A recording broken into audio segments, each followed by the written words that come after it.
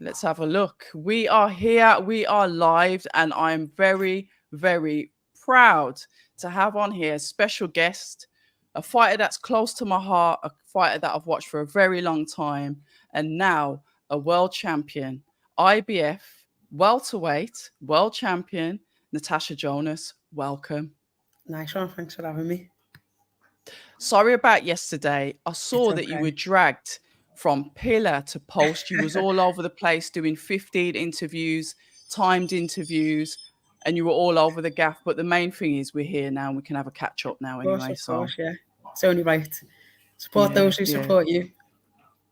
See, I love that. I love that. We've just got to so say hello to, we've got Base the Kid that's in the chat. He was one of the guys that interviewed you on behalf of Undefeated Podcast. He would have been there yesterday. And I'm probably just going to get into this one. Joel Gallagher, Metalbox J, is one of my regular subscribers. Lovely guy. Joel Gallagher said Natasha's next fight, I hate the word her, Natasha's next fight was going to be in Africa. Please ask for clarification on this. This is something I'm not aware of. Oh yeah. So that is still in the thingy, but it won't be till the summer. And yeah, I would love to do a fight in Africa, in Tanzania or Ghana, wherever that may be. And like do like a Rumble in the Jungle women's version. We're in talks with the government now to in Tanzania to get that over the line. But if that happens, that won't be until the summer. So I think Joe was thinking that it could happen as the next fight, but that wasn't going to be the case. We've since learned that that's not going to be the case. It won't be till sometime between June and August. May I ask what brought the interest on you obviously having a fight over there? I know we hear a lot of stuff because Lewis Hamilton quite rightly, posted the other day in regards to F1. We race in every single country. Why can't we race in Africa? So he's kind of like brought that to the forefront. So touching on that, what is it in regards to boxing? Because yes, we've had matches there before, but obviously nothing recent of a magnitude. Yeah, I went there obviously on holiday with my little girl, and so I was in Tanzania itself. I actually became an ambassador for Zanzibar while I was there, so that was interesting. But yeah, I was just there. I went to a few gyms out there. I sent a load of equipment from Everlast sent a load of equipment to the gyms that I visited out there, because as hard as training is. Like, I think when I'm in camp and I'm here and I'm training, I'm grinding, and I think it's hard and it's tough. And then I went there and that is like, you're talking different level. That's like, Wow. So there's a sandy kind of half grass, half sand football pitch. And at the bottom of the football pitch is like a sandbagged off area that can be no bigger. I don't know what measurements are, but it's no bigger than a front room. And it's got a couple of bags that are full with the sand from the floor. And it's got like a ring, but that's just for like poles in a thing with a bit of rope around it. And they fight, they train straight from work or wherever they've come from. And they do it and there's no street lights, and they're not inside anywhere, so they do it until the sun goes down. And it just got me. It was like, and we get lots of great African fighters like Tete and people like that, and that's just it's just not celebrated enough, and how hard they work doesn't give them justice. And when I was there, I was thinking, not only did the people embrace me and was like, and even now I was on their telly, I was like, I must have got, it all started from when Liam fought Hassan. So Right, when Liam okay. fought Hassan last year, and I fought Patricia Bergelt, that the day after, they showed that on Azam TV, which is an African Sky. Right. And the day after that, I must have got 2,000 African followers, mainly from Tanzania, saying like, please come to Tanzania, please. And when I was there, I got embraced. And when I was going to the clubs, like all the boxers knew who I was, and they were like made up that I was there. And I just want to give something back. So if I can get a show out there and get a couple of locals on and just have a big occasion out there. We went to the football match out there, and it was wild. It was the visions we have of Africa and how it is. Yes, there definitely is some poor parts, but it's not what we see. And I'm saying, like, the way the boxing gyms are, and one was in like a compound in someone's back garden, but and that is what we kind of stereotypically think it'll be poor, and it is. But then the how they embrace life out there is so different to ours. Like, everyone works hard, but that's not a problem. Like, you know what I mean? You just get on with it. And I thought, no, this is grinding. Like, that is what the grind is, not what I'm doing. And it made me like come to a realization. But yeah, I just want to go there and like, if I can, bring some eyes back to African boxing, and even just, if it's just a one night spectacle, it is what it is. What an absolute, and this is where we can say, and I've always, like I said, I've always been a fan of yours, is you're an ambassador for the sport. Somebody, I remember that you spoke about possible equal pay, females getting paid the same amount as males in the boxing. So there's all sorts of stuff that you've brought to the forefront. You're right there, Tash. Sorry, my little girl, she never ever wants me, and now she wants me. But I was listening to what you were saying. It's all right. She can jump on and say hello if she wants. You want to say hello? Come on. Come and say hello. Come and say hello. We can hear the dog eating in the background. Hello, little one. Hi. Say hi. How you doing? How's your training going? Good. We're in camp. Yeah, you keeping mum busy? We did it. Yeah. You want to tell her about the ice bath? No. No. Ooh. What about the sugar-free week? No. Oh dear. Got you. You've got to do in all of them things. Fair play. What's that? That one. Yes. How many times? Just once. Once. Sorry. Bless her. Sorry. No, it's all right. Listen, Nice. I've got kids.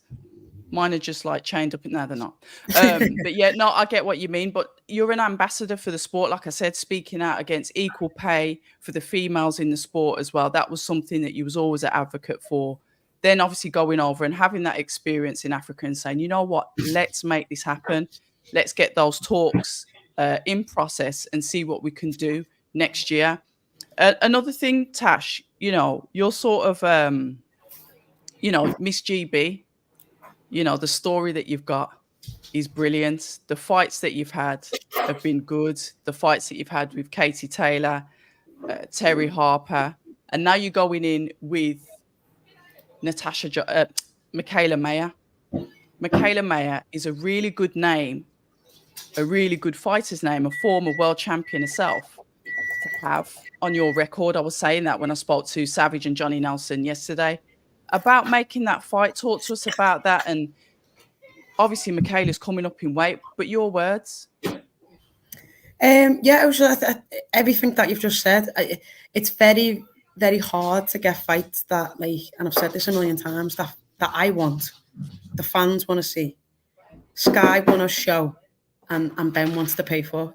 That is very hard, and you think, oh no, it should be easy, but it's not. It's hard to please everyone, and I think she's a fighter that does that, and it's definitely. I literally text Joe and said, like, for the first time in ages, I've got that fire back in my belly. Really? Yeah, because you need them fights, and this is no disrespect to Candy Wyatt, but it was a fight I was expected to win, and it's a fight I knew I would win. I don't always rely on power, and but it's a fight that I knew I could win, and it's hard to get yourself up for them fights. And I know sometimes the fans moan and they don't want to see it, and sometimes I don't want to do it either. But it's the only one that's available. But like I say, Michaela Mayer is one that everyone's happy with, and she's one that I know that I can't just be half committed to. I have to fully commit and be focused and have a good camp and make sure that I'm at the top of my game, because if I'm not, then she'll win. When you say that, obviously you've got the fire back in your belly, there's loads of, fighters no matter who they're fighting, you'll hear them often say, this is the best training camp that I've had. You know, they work hard regardless. But it seems as if when we get to like the championship level, I've heard a few fighters, including yourself now, literally saying you kind of turn up for who's going to be there. So there's certain fights that will give you that, like your words, fire in your belly, that excitement. Otherwise, it's kind of like you're going through the motions. Me, as you know, just above a casual fan, I'd say myself, I don't think a lot of us like realize that. I've seen fighters get into fights and they're just like, yeah, but he gave me this, so I gave him that back. And they weren't really excited about it.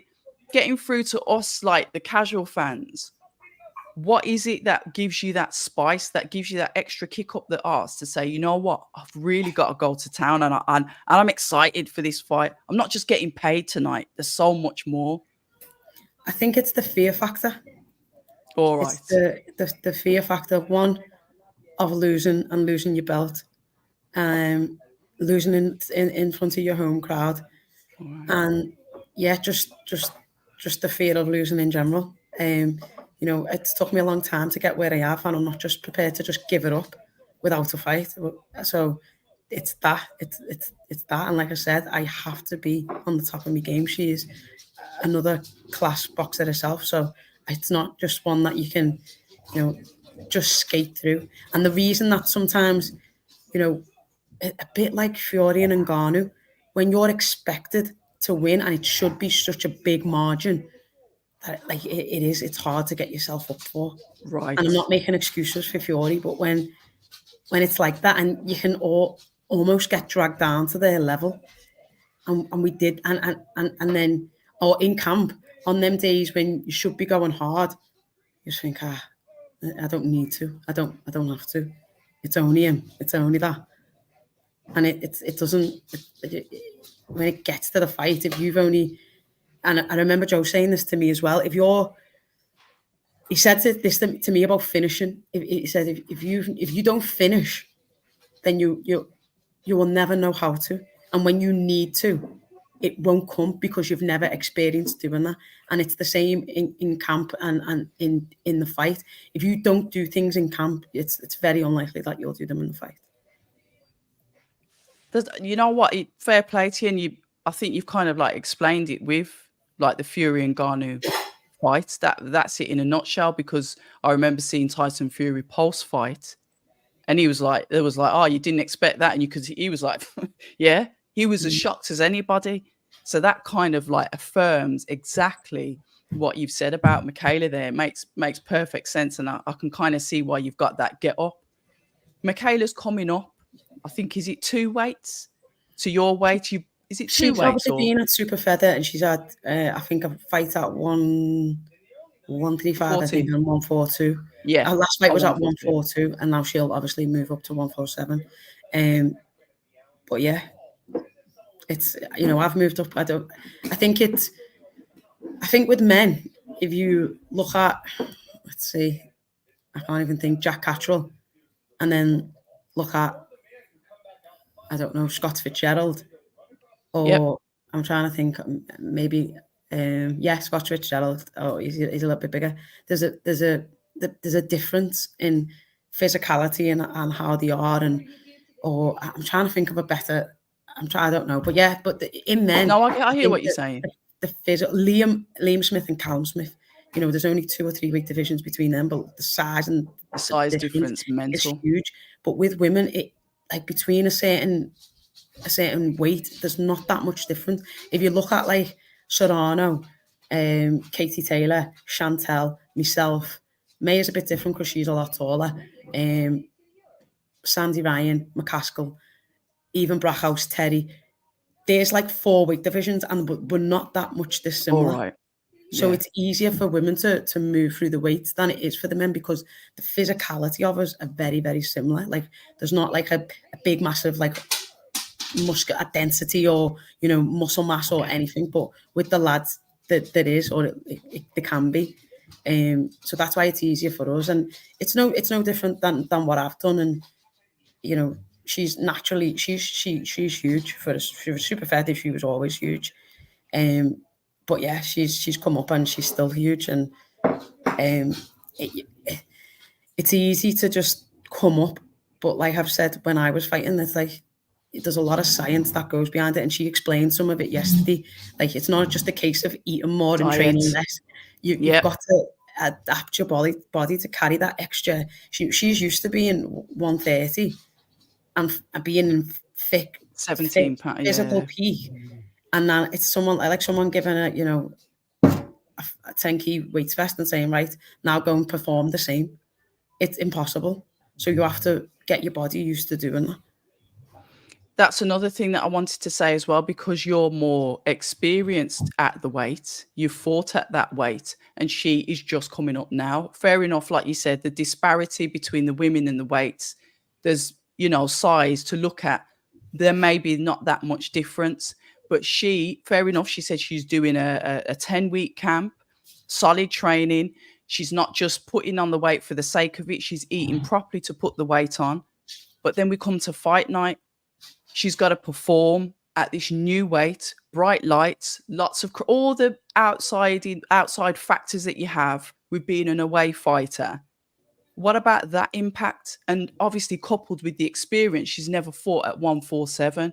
You've done it a couple of times. So we look at advantages and disadvantages. Is there one, or is that just me being pedantic? No. I think, you know, everyone says a home advantage and a champion's advantage, and it shouldn't be. There shouldn't be, but there is. And I think, I do think, though, once the bell goes, that's just noise, and the noise stops. And then there's only so many voices you can hear. One's probably your coach and the ref, you know, that like once the bell goes, that's all you can hear. But I just think that, like, I thought, like, the care. Now, that was the first time against Namus and against Bergold. Yep. Like, they weren't much dissimilar to me. I don't think they weighed over 150. So with them, I was allowed to adapt. I could just be what I wanted to be and fight. And I knew that they weren't going to be 160 coming in the ring. But with the care, I felt that physical difference, because she probably was weighed in at 154 and then went up to 160 plus maybe. And I could feel that. And I just think, if you haven't fought at that weight, I'm not saying I'm a natural 147 either, but the physicality, I've dealt with that physicality, and I'm naturally strong. And I don't think she has, and I don't think, yes, she trains with lads, and yes, whoever she's sparring and whatever, but I don't think she's being hit by, like, I'm a naturally bigger girl, and I don't think she's being hit by a naturally bigger person. Yeah, I mean, there's loads to look for that. Let me just go into the chat, because we've got a couple of people in the chat. What a class act for Natasha. Real class woman. We love that. Thank you, Weasel. Yeah, I had to put something on. I looked like death earlier. It's hard to make big fights due to the lack of the depth in the division, something that we obviously touched on before. MG. Also, just to add to that, there's like, go on. Sometimes, like, we only know about the fighters that we see. So May is a fighter that was with Top Rank that we've seen. Yeah. And the same with, you know, the likes of Baumgardner and Clarissa and Franchon Cruz. But there is more girls than we know of. There's lots of European fighters. There's lots of Russian fighters. There's people like Sofia Ochegeva, who's like got beat by Katie in the Olympics, in the Olympic final, and got a silver medal, that we just don't know of. But they're there. It's just that we're limited to what we see. But there is. I'm not saying that we've got the same depth of them. I'm not saying that at all. But what I'm saying is there is more women than we know. It's just that they're the ones we know of, and it seems because they're the ones we know of, we kind of like rotate. So if one fights one, then we all fight her. That's right. We do see a lot of that. That's how like people think, oh, there isn't that much depth, but there is a lot more depth than what people see. Fair enough. But it's just that the ones that are exposed, I've got the exposure. Because if we saw all of a sudden brought in Sofia Ochegeva, everyone would be like, well, who's this? Because no one knows her. But if you know about boxing, you'd know who she was, and you'd know that she's a good fighter. But it's not many people do. And that's a fair point. To be fair, I'd have to literally go through a list to name all of the females at specific weights, because you're right, they rotate. You seem to share opponents. Everyone seems to go through the same people, so you get used to the same names. Therefore, if you bring a name that she could be, credible as a professional, but people are like, well, who's that? And then they write the fight off, and another, what they say, the rude word, the derogatory words towards opponents that are not known, or maybe had a few losses, not on winning records. You get all of that. So that's kind of like touches on like the political side of the boxing as well. We see it a lot with male fighters, but with the female fighters, to me, it's more magnified because there's less of you. Do you know what I mean? Yeah. Right, here we go. Yeah, good point. Will the fight with Maya be 2 or 3 minute rounds? I saw your face yesterday and I was going to touch on that. So thank you to MG for bringing it back up. Michaela kind of like stuck it on you. Was like, well, I want to do 3 minute rounds, get all of that. And then you're sat there like, well, I didn't know. I ain't got a problem with it. But obviously that's not something to discuss at a presser. It's a business negotiation that should go on in private. So have you had any discussions around that? The discussions are gonna, it's tough because it wasn't something that was discussed. The contracts are already there and signed. I'm not going to get any more money for doing the extra minutes. So it still needs to have a word, because like, obviously it wasn't something that was ever put to me. And that's no disrespect to Ben. I don't know if she'd specifically asked for that. And that's why she brought it up, but it 100% wasn't something that was portrayed to me. And I think she knows that as well, to be fair. To be fair, if the contracts are signed, that would sort of negate that comment at the presser, because obviously if the contracts are signed, it would stipulate the rounds, the number, the timing of the rounds, obviously championship rounds, 10 rounds, etc. So if those were already exchanged, then yeah, you can't really argue with that. So I hope that answers the question. Shout out to Northbank Brent, one of our subscribers, boxing pound for pound Jack. Yeah, got Dillian White fans in the chat. Let's have a look.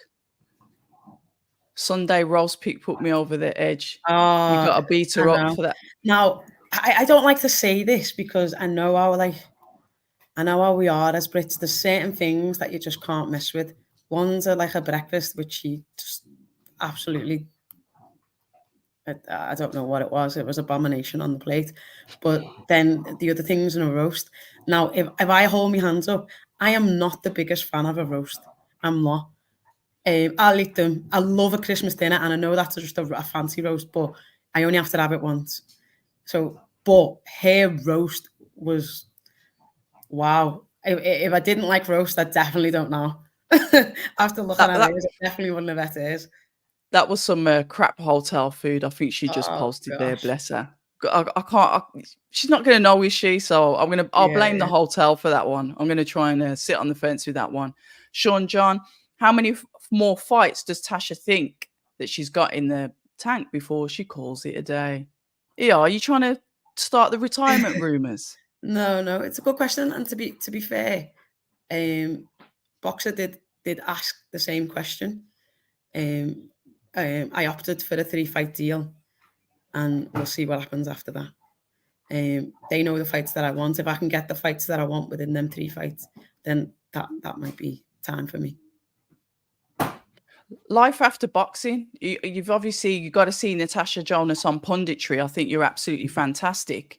But to add to that, would you ever consider coaching? I spoke to Bradley Skeet the other day as well, and from professional boxer to coaching, and he's loving it. Yeah. I really like Brad. I like him as a boxer, and I think he's doing a great job with his stable. Personally, I think I see what Joe does, and I don't think I could commit to that. Right. Like, there's a lot of time and effort that he puts into that, and I just don't think I've got the time, the space, and to add that to my life. Even though, like, boxing would be gone, you do need to fill the void with something positive. But I just don't think pro coaching. But when I retired from the amateurs, I did go back and do some coaching with the Rotunda, amateur club, and I really enjoyed that. So I think I would go back in that kind of setup where, you know, I was only like, you know, Monday, Wednesday, Friday, and that was me done, and that was me. I'd give back, you know, and I was happy with that. I still had lots of time with my little girl and stuff. So I think I'd do more that amateur side than the professional side. But like, I'm involved in so many things as well outside the boxing that not everybody knows about. I've got charities. I'm involved in parliamentary groups that, you know, help women in sport. I do work in schools. I do work with other charities as well. So there's lots of stuff that I do. So yeah, hopefully I can fill it with that. And obviously, punditry is the best job in the game. You know what? Being on the doing the reaction stuff when you're standing there with Johnny and Anna, that's like a lot easier than the actual commentating itself. Commentating, you've got to say what you see, give like your insight as a boxer, but then not too much detail that you overload like the general public, or and then you've got to be respectful. Absolutely. And then it's so hard, and then you've got to like, it takes me like a fight or two to get into commentary, because you've just got to be a certain way, and no one can see your actions, they can only hear your voice. So if you just sit there and you're talking like that, great monotone, it's boring.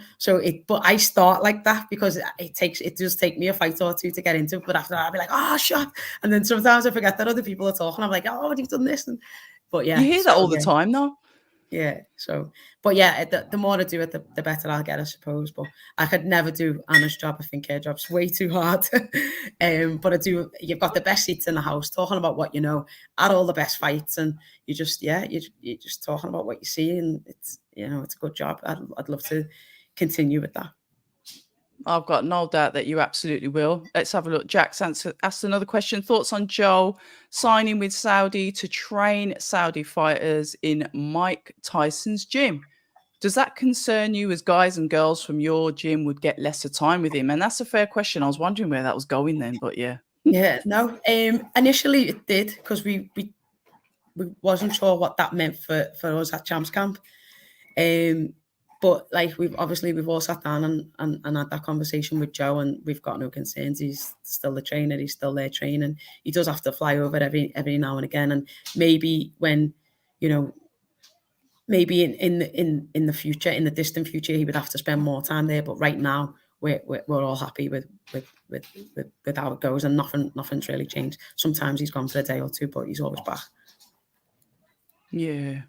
One of the things that I wanted to ask you, and I'm probably going to end up, because I'm mindful that we've been going for half an hour, and like me, you've got a life outside of YouTube. Oh no, it's all right. But your journey with with Boxer, you know, I was saying it to Johnny, it was almost like, well, what's going to happen to Tasha? You know, as you was transitioning, one for a better word, we thought, okay, she's going to retire. Boxers kind of like picked you up, ran with you, supported you, and, you know, give you some great opportunities where, you, like I said, you've now developed into a world champion, you know, somebody that's confident with the belts. Talk to us about your experience with like Boxer. We hear all the time when fighters say, oh, I'm with the best promotional company in the world. What is it about Boxer that makes you happy to be one of their fighters? I think when the gamble of going with Boxer was huge. It was huge. Every belt Matchroom had, and obviously it was no secret that they'd offered me a deal. I said to Ben, like, I want to be a world champion. Like, how I don't know how you're going to do it, but if you can promise me that, I'll sign with you. He did promise, and we actually thought we'd have to put me into a mandatory position for one of the others where it was unavoidable. But it turned out that we could get the 154, and he phoned me. This is bearing in mind I'm fighting at lightweight. And he was like, look, we can get you the world title next after I'd fought that. Not Namas. What was her name? The one before, it was I think it was supposed to be someone Caroline Dubois was going to fight, but Caroline pulled out because she was sick. And I had no one to fight, and it just happened that I could fight it, and everyone was moaning because of and I get it, but it was just a fight before Christmas where I got paid, to be fair, because I hadn't had a payday for Nice. God knows Who's how long. arguing with that? Yeah. So, we didn't expect it to be that soon. And he said, look, I think it's too much. John thinks we had about 4 different opponents as well. We had one, and then she tested positive for COVID and couldn't come. And then we were trying to agree with the WBO of who else was in the rankings to be able to. They finally agreed, I think, 2 or 3 weeks before, that it was going to be Namas. And that was the only one that. And if she said no, that there wasn't going to be a sanction. Luckily, she said yes. And yeah, he got me that world title he promised. And again, all the other belts were still tied up and there was nowhere to go. He was like, well, there's Hannah Rankin. And we tried to get the Hannah Rankin fight. She ended up opting for the Terry Harper fight. And then Brackhouse and Bergholt fell through. That was supposed to be in South America. On weirdly on a Jennifer Lopez concert, before the concert or after the concert. I'm not really sure what it was supposed to be, but it was something mad. And then Jennifer ended up doing something with, oh God, what's the actor's name that she was with long time? She ended up doing something with him anyway, Ben Affleck. In Vegas. And then that whole card got cancelled. So then Bergholt became available. And Ben was like, well, there's nobody else for you to fight. Do you want to go for the second title? And I was like, God, Ben, yeah, of course I do. Again, like I said, she wasn't a natural 154, so it was like an easy decision to make. And I knew her from the amateurs. I'd never fought her, but I knew her. And I was confident I could win. And then, as soon as I'd beat Bergholt, the care pops up and was like, well, let's see if you can get mine and fight a true 154. And I was like, Ben, get me this fight. There's no one else to fight. Get me this fight. And then again, he got another world title. So he's done everything he said and more. And, I was confident enough to sign this next contract because I'm confident that what he says he'll do. And I think that one of the big things for me is that I felt like the home fighter. I felt like they believed in me. I felt like they backed me, and I wasn't just there to be an opponent to somebody else. I was their fighter, and that's how it felt to me. And that's how Ben made me feel. And he has invested a lot of money in me, because I know some of them fights cost him, but as they always do. But he's done it. He's done his bit, and I've done my bit. Well, then on that, and I'm sorry to drift off, but you've said something there. What did you think of Katie Taylor versus, Chantel Cameron, apologies, versus Katie Taylor 2? Because you mentioned there about the home fighter made you feel like the home, and I'm thinking this is ringing bells. But yeah. What was your thoughts on that? Because I thought Katie won, but yeah.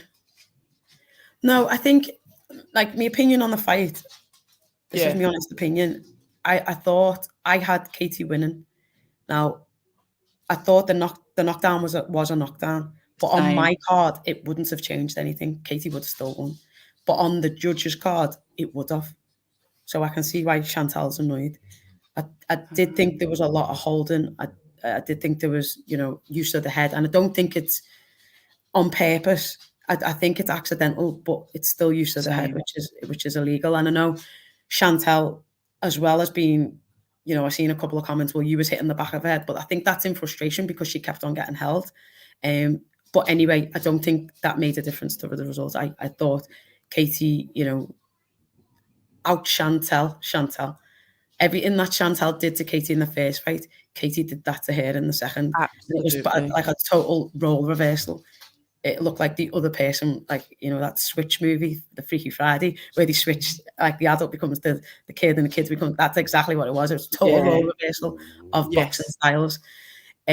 So it was and I was one of them people that was like, yeah, Chantal wins, because I honestly believe that. So hats off to Katie. That just shows who she is and what she is and how she overcomes adversity on a bigger stage, and she got the result. But then, and I know what you mean when you I think I know what you're getting at. Yeah. Then I listened to the almost teary-eyed after press, the speech in the ring, and I thought, well, wow, that wasn't the same on the last fight. And I thought, yeah, you can. Obviously, it's a home crowd, but there's definitely someone he wants to win, and yeah, I felt for Chantal in that way, because when it was the other way round, it didn't feel the same. And if they're both your fighters, it should. You're just your fighters fighting, and like, you should be kind of, not on the fence. And I get, Katie's a big draw. It was an island and whatever, but I did feel for Chantal, because it was blatantly obvious that, that was the right result, and that was the result probably expected the first time round. Yeah, it was just I get it though, and fair enough, I've got more children than yourself, but it's tough because sometimes you do have your favorites, those ones that you've put.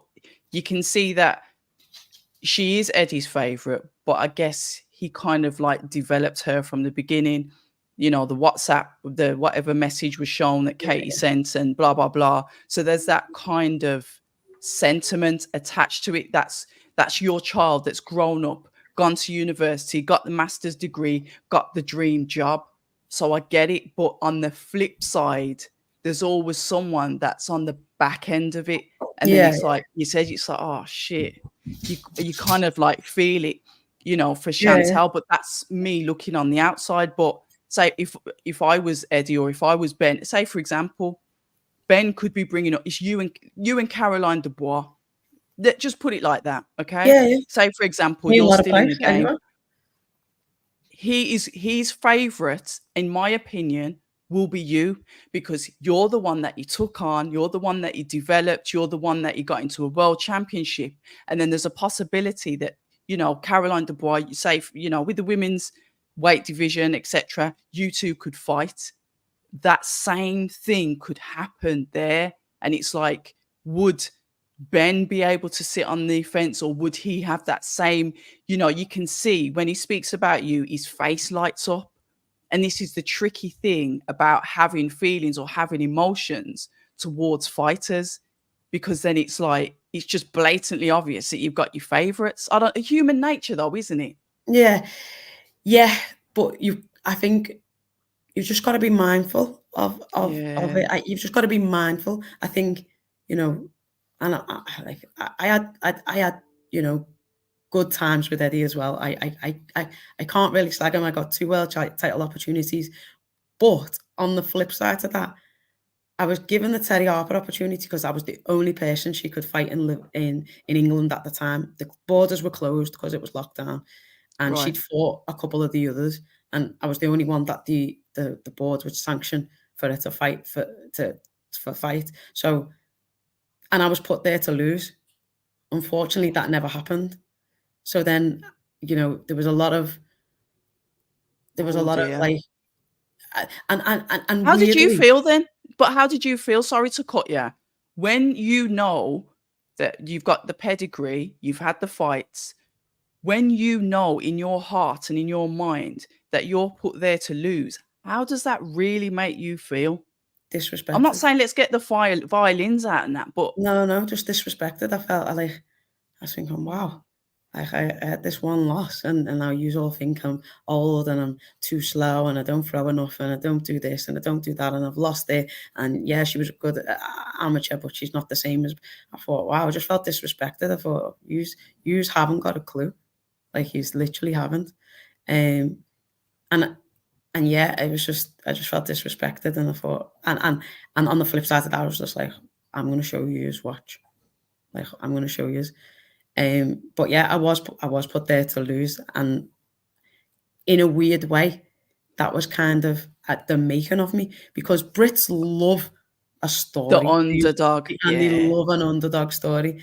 So when that, I remember some of the tweets that I was getting saying, and I was thinking, I went through and I liked them, because I thought, when this fight's over, I'm going to reply, and I've won. I'm going to reply to every single one of you. And then, that fight happened. Obviously, the result happened, and I think a lot of people agreed that with me that I was unfortunate not to get that. Correct. It was maybe not a robbery, but it was a close decision that I probably should have got.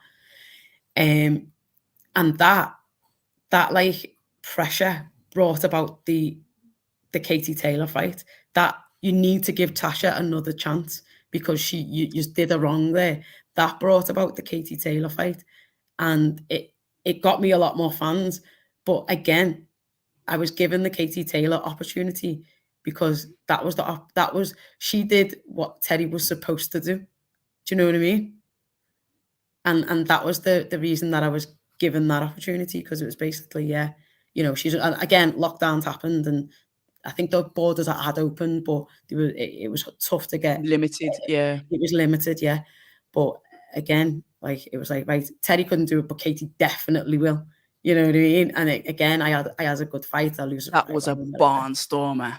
But again, that got me a lot of fans. So probably the two close ones have brought about the most interest. Yeah, it's just something that always interested me, because in life, I get it that, there's favorites and that, but it's not like you're just in a school and if there's 30 people in a class and the teacher's got one favorite and your teacher's pet. This is global. People are watching across the world and can see this play out. And if you haven't got a strong mentality like yourself that thought, all right then, I'll show you lots. Mm-hmm. Yeah. People can fold under that type of pressure. We've seen it. Yeah. Listen, when I lost to Obanoff, there was not one person. There was not one person that came to my dressing room. Not one person. Not one person. No. It was me, Joe, hand. I don't know who was doing my hands. It was Adam, I think, and there was someone else in the corner, and that was the only people there, and no one came and knocked, and that really that opens your eyes to boxing. That was when it hit home. Yeah, exactly that this is just it. I remember seeing a quote somewhere, when I won, I had 350 calls, and then when I lost, I had 5 calls and 4 of them was from my mum. The other one was from an unknown number. And that's exactly what it was. And I felt so alone. That was very evident then, who was Team Tash and who wasn't. And now, when somebody loses, maybe either gets knocked out or, maybe loses to someone they shouldn't, I always send them a message, always. Because I remember being that person thinking, oh my God, I'm on my own. That is deep. And like I said, you can sit here and say, oh well, she put herself in that position. The armchair bandits that have got so much to say, but struggle to go to the local Asda. Yeah. It's easy, but when you're on this platform, like I said, and the eyes are everywhere, that pressure, it takes a certain type of mentality to be able to come through that. And that's, like I said, that's why I admire your story. That's why I've supported your journey, because I watched those fights when I was, at home. I watched what happened with Obanov. I was there screaming when you was saying, when obviously the controversial draw with Terry Harper, I was like, we've spoke about that on camera. That tear up that you had with Katie Taylor, phenomenal fight. And then to see all of that, and then you disappear for a bit, and then Ben picks you up and takes you on this journey. And now you're ending up fighting a real, credible, solid fighter in Michaela Mayer, a former champion herself. That's absolute credit to you. And you got to give yourself a little bit of respect for that, because not many people would, if you want to put it, fall off and get back on and say, no, I'm going to show you I want to be a world champion. Yeah, well, I'm the author of my own book. I'm the author of my own story. And, I couldn't let it end on Obanoff. I couldn't. And that wouldn't sit well with me for the rest of my life. So, from that, I learned so much about myself and how, it's only when the bad times come that you realize how strong you really are. And gone through that journey, and it was tough, and it was times I was thinking, maybe then people were right. Maybe I am too old. Maybe I am rubbish. Maybe I was a good amateur. Maybe I'm past it. And you do fall into that trap. But then, you know, the only person at the end of the day, I've got to be satisfied with my life, with that way I've done it and what I've done. So I don't worry about now the past, and I don't really try and think about the future as such. I just focus on the now, and being here and being present, and focus about what's directly in front of me, because that's the journey. Every time I've got to somewhere, opportunity is open, but I've got to get there first. So it's all about just doing what you need to do, and being that little bit better in training tomorrow, and getting through that session, and instead of doing 5 intervals, do 6, and pushing yourself every camp, getting that 2.5 key extra on that press or whatever it is. But I look at the short right now goals, and then once you've done that, then the next goal, then the next goal, then the next goal. And before you know it, when you look back, you think, bloody hell, I haven't half come far from then to now. And like you say, when you say that, it makes me blush, because I think it's only when other people say it, or when you actually stop and think about it, you think, wow, that's a long way to come. Like, Absolutely. but I just genuinely don't think about it. And even now, when I said, like, I went through and I liked all them comments and I was going to reply, now I just sit there, look and laugh, because it just, like, some of them tickle me, and sometimes I will just have a little bit of banter and reply to some of them. But I honestly, I just don't care. I just don't care. Yeah, you gotta look after yourself. Just quickly, then I'm going to run through a couple of questions and let you go. If you come through Mayo, would you target Ryan or McCaskill for a unified bout? And that comes from our Muller Muller. Shout out Muller Muller. It's definitely in the picture, but I'd also like to go down. So whether that's Katie's undisputed champion now at 140 as well. So that's another opportunity that maybe I could at least put my name in the hat for. Yeah, Emma Colzin just recently beat ranking at 154. Is there a chance of yourself fighting at 154 after the Mayo fight? I mean, you can never say never. It depends what's on the table. Like I said, like when I was looking at who to fight, and the same with Maya. She said the same. She didn't want to fight at 147. She wanted to be 140 or 135. But Chantel and Katie were in them fights, and Ryan and McCaskill were in them fights. So there was no one else. So sometimes it's just the case there's no one else. So we have to do the other ones, or I'll have to go back up, or whatever it is. So, like I say, I've got to do the Mayo fight, and I've got to win the Mayo fight first, and then the opportunities will be on the table. It'll be this one or this one. Pick, blue pill, red pill. Which one are you taking? Yeah, it's one of them. I'm not going to put on screen what Mr. A says, but Mr. A is one of my residents, and he's funny, but I'm not going to put his comment up. But shout out to Mr. A. Put it up. No, it's nothing. It's a bit. I'll put it up, but it's insulting. Not towards you. I'll let you read it. That's what he does. Okay, that's okay. What he does. That's him. It's all the time. He's like a happy troll. But yeah. Katie and AJ were with Eddie from the get-go. They made him in effect. Natasha was there also, but he was always going to favour them too. And we've kind of covered that. But I see the same thing with Ben, with yourself. Somebody's obviously put in their thoughts there regarding the Harper bout. Shout out to Boxing Beats and Rhymes, guys. If you haven't already subscribed to his channel, he does really good breakdowns of the fights, Tash. So if you want to check out his channel, he's cool. Oh, I'll have a look, see what he says about me. Yeah, he's all right. And we talk about, obviously, the Harper fight. Karma Serene as well, another YouTuber. Shout out to Karma. She's overseas. She's American. And she's obviously talking about your experience. So, yeah. Nice one. Terry was I don't say it, so like I'm just... That it is what it's it is. your story. I'm not.